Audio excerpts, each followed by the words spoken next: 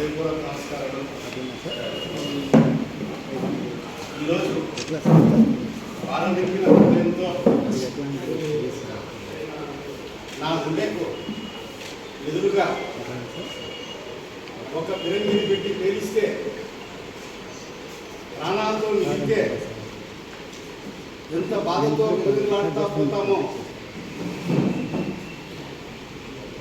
అంతటి బాధతో హృదయ విదారకంగా ఈ జిల్లాలో ఈ రాష్ట్రంలో జరిగినటువంటి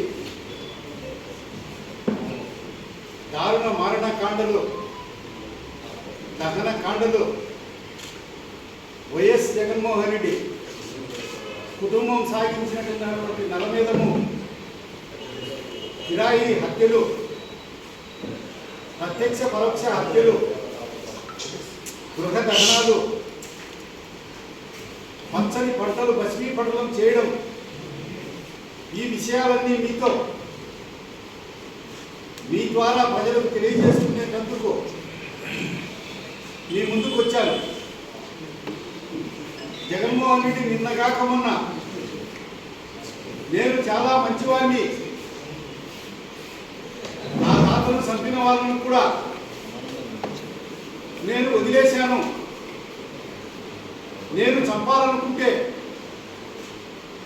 వారు బతికి ఉంటారా, ప్రశాంతంగా ప్రజల మధ్య తిరుగుతున్నారు,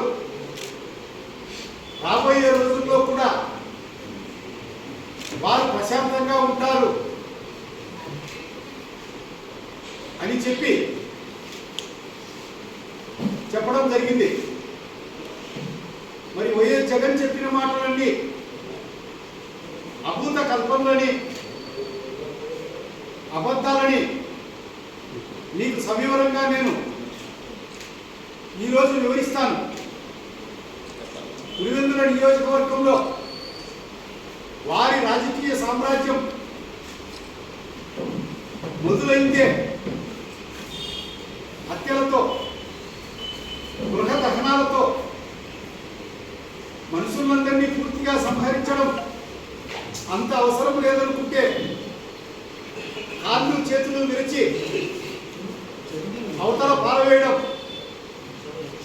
పదే పదే నా తండ్రిని చంపినటువంటి వారిని వదిలేసామని రాజశేఖర రెడ్డి చెప్పడము, నా తాతను చంపిన వాళ్ళను వదిలేశానని జగన్ చెప్పడము, వారి విశ్వరూపం ఏమిటి?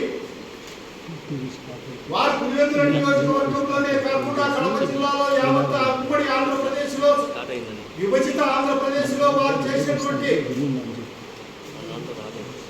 క్రూర కృత్యాలు ఏమిటి? ఒక్కసారి గతమంతా నెమరు వేసుకుంటే మనస్సంతా బాధతో విలవిల్లాడుతుంది. మరి 1996లో వారికి వ్యతిరేకంగా తెలుగుదేశం పార్టీకి పెట్టని కోట మాదిరి, దేవాలయం ముందు ఉండే ఒక ధ్వజస్తంభం మాదిరి నిలబడ్డాను. వారిని ఓటమి అంచుల వరకు తీసుకుపోయాము.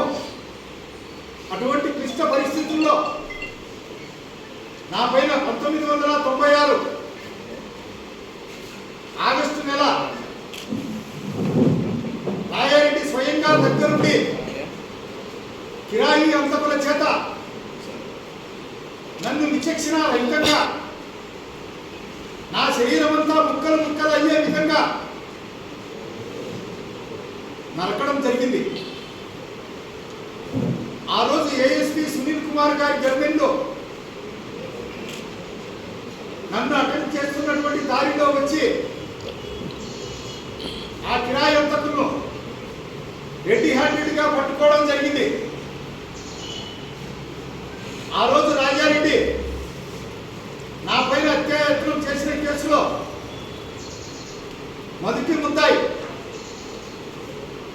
మరి ఆ రోజు కడప జిల్లాలో వకీళ్ళంతా కూడా మా అడ్వకేట్ను అకారణంగా తెలుగుదేశం పార్టీకి సపోర్ట్ చేశారనే ఏకైక కారణంతో విచక్షణకి వ్యక్తంగా నరికి చంపాలని ప్రయత్నం చేస్తారని చెప్పి జిల్లా యావత్తు కోర్టు బహిష్కరించడం జరిగింది. అదే రోజు పులివెందుల నియోజకవర్గంలో ప్రజలు స్వచ్ఛందంగా వచ్చి సంపూర్ణంగా బంద్ నిర్వహించడం జరిగింది. మరి అదే కేసులో కడప జిల్లాలో ఉన్నటువంటి వకీళ్లు ఏ ఒక్కరు కూడా రాజారెడ్డికి బెయిల్ అప్లికేషన్లో మెమో అపీరెన్స్ వేసేదానికి సంసిద్ధత వ్యక్తం చేయకుండా ఉంటే వేరే హైకోర్టుకు పోయి హైకోర్టు ద్వారా కండిషన్ బెయిల్ తీసుకోవడం జరిగింది. ఆ షరతులతో కూడినటువంటి బెయిల్తో జగన్ పెళ్లికి పులివెందులకు రావడం జరిగింది. ఇది వీరి చరిత్ర ఇక్కడి నుంచి ప్రారంభం. అదేవిధంగా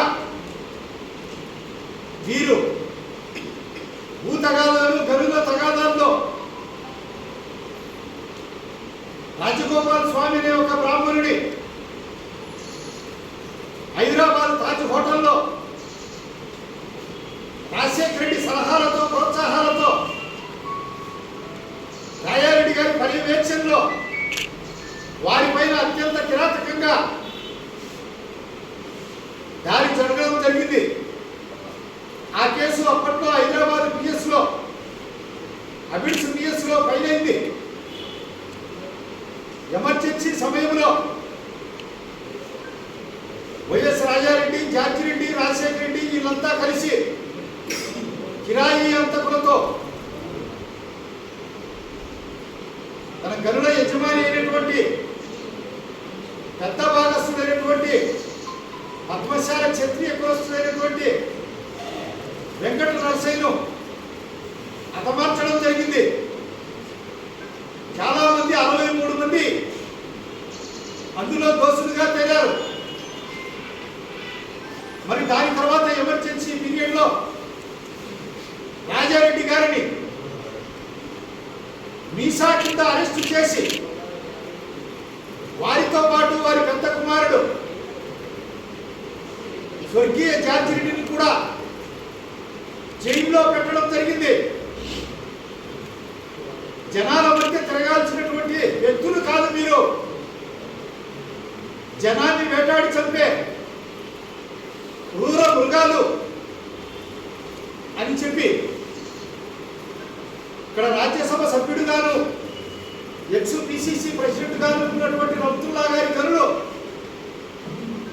పైన దండయాత్రలు చేసి వారి మైనింగ్ సామాగ్రినంతా ధ్వంసం చేసి వారి లారీలన్నింటినీ పగలగొట్టి వారి గనులను అక్రమంగా స్వాధీనం చేసుకున్నటువంటి మాట నిజం కాదా? వారి దాంట్లో అక్రమంగా మైనింగ్ చేస్తున్నందుకు కోడూరులో పిఎస్లో మీ పైన కేసులు నమోదు చేసింది నిజం కాదా? అదేవిధంగా రంతుల్లా గనులను పుచ్చుకున్నారు. కోడూరులో ఆ రోజు గ్రేబరెడ్డి జరుగుతూ ఉంటే గవర్నమెంట్ మేనేజ్మెంట్ను